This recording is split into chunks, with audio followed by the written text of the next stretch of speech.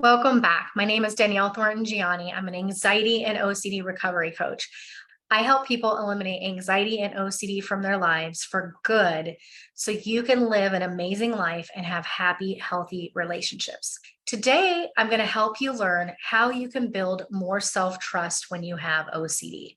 And stay to the end because I'm going to give you a really good tip that's going to help you the most to rebuild that self-trust in your opinions, in your thoughts, and in your decisions. The reason why self-trust erodes when you have OCD is because your brain, your amygdala, is trying to protect you, but it's hyper-focusing on anything that might be dangerous. It's overreacting to everything, and it's giving you a lot of doubts.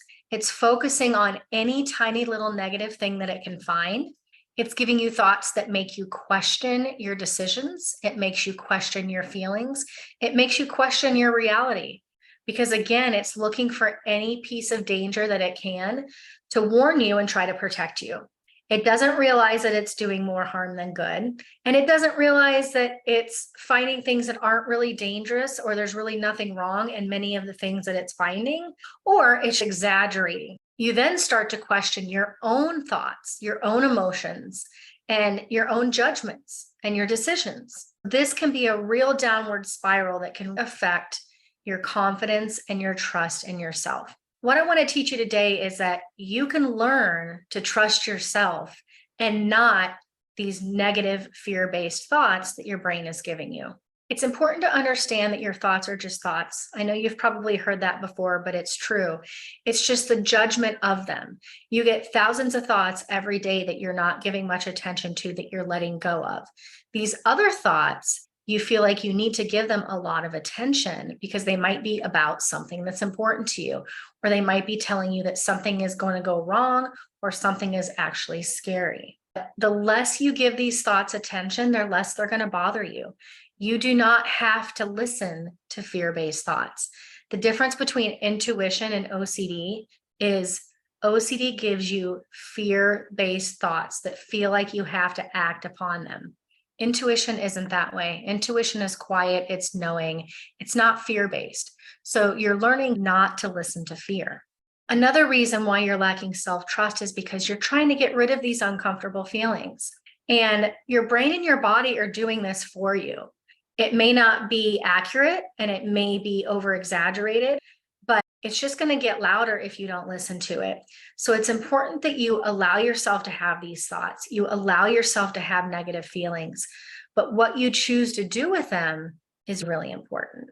When we choose to try to get rid of them, push them away, or even hyper-focus on them, they're going to get worse. You're also lacking self-trust because your coping mechanisms, although you didn't know what else to do until now, until you're learning what OCD is and how it works and how to treat it differently, your coping mechanisms are ways to get certainty or get perfection. And neither of these things exist. So always trying to reach the standard that doesn't exist is going to be a spinning wheel for you. You're never going to get there because 100% certainty doesn't exist about anything, and either does perfection.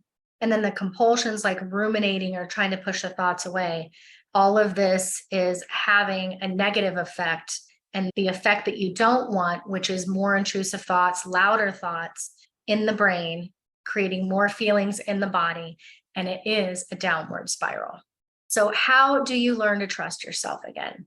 Number one, start responding to the thoughts differently. Either you just don't give them attention at all, or you learn to accept the thoughts, accept the uncertainty, and move on with your life. And you move on with your day and being who you want to be that day, that week, or that year. You learn to trust yourself and not fear. You learn to trust what you think when you're not afraid. You don't trust the fear-based thoughts. You don't trust the fear-based feelings. You trust yourself outside of that. You learn what the unhelpful coping mechanisms are, and then you learn helpful coping mechanisms by finding an ERP specialist like myself or somebody else who can teach those to you, who can help you understand what's going on in the brain, what I'm doing that's making it worse, compulsions, and what I do that makes it better, ERP, and learning those skills. You learn how to face challenging situations instead of running away from uncomfortable feelings, uncomfortable situations, or things that might be hard. The majority of us with OCD, if not all of us, have been running away from those things. You probably tend to run away from uncomfortable feelings, push them away, not know how to deal with them, not face difficult situations, difficult conversations, pushing yourself and moving towards those things. The more you run away from them, the more you're teaching yourself that I can't handle it. And then your brain starts seeing everything as scary because this pattern gets worse and worse over time. So, what I want you to practice today is just noticing those fear based thoughts and choosing not to give it your attention. You may get 100 of them today, you may get 10 of them. They may be loud, they may be quiet, they may happen a lot more than that. No matter what, I want you to recognize the thought and choose not to engage with it. Don't push it away. Allow it to be there. Allow the uncomfortable feelings to be there and go focus on the present moment, taking action. Do this over and over again and see how it works for you, and post in the comments and let me know how this worked for you as you did it for a full day, starting your day, creating the day that you want it to be. Really commit to it. Please like, subscribe, and comment on this video to let me know how you are doing, and we'll talk to you soon.